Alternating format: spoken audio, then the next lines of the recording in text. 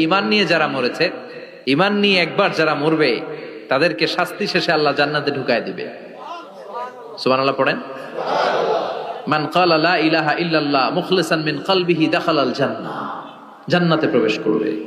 সব যখন final checkup শেষ, cross check, recheck, double check সব শেষ, তখন মৃত্যুকে এনে জবাই দিয়ে বলা হবে মৃত্যু বলতে কিছু নাই, মৃত্যু হবে না, আজীবন থাকো জান্নাতে। যারা জান্নাতে আজীবন তাদের তো সুখ, যারা জাহান্নামে আজীবন জাহান্নামে। কয়দিন আপনি পড়বেন, কয়দিন চিল্লাবেন, কয়দিন এই কষ্টটা সহ্য করার ক্ষমতা আপনার আছে? কয়দিন? 500 বছর, 1000 বছর, 10,000 বছর, 5 কোটি বছর, এরপরে কি হবে? আজীবন, আজীবন। এজন্য ওই জাহান্নামে আমরা যেতে চাই। কই যেতে চান? সবাই চান? ওই জান্নাতে যেতে হলে নামাজ পড়তে হবে, ইসলামের পক্ষে থাকতে হবে, কোরআনের পক্ষে থাকতে হবে, ইসলামের বিরোধীদের সাথে কোনো সম্পর্ক করা যাবে না। চিল্লায় বলেন ঠিক কিনা? ওদেরকে সাহায্য করা যাবে না, ওদেরকে সাপোর্ট যোগানো যাবে না।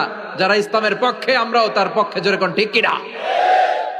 ইসলামের পক্ষে থাকতে হবে, কোরআনের পক্ষে থাকতে হবে, ফ্যামিলিটারে ইসলাম দিয়ে কোরআন দিয়ে সাজাতে হবে, স্ত্রীকে হেজাব পড়াতে হবে, ছেলে মেয়েদেরকে কোরআন শিখাতে হবে, হক হালালি মেনে চলতে হবে।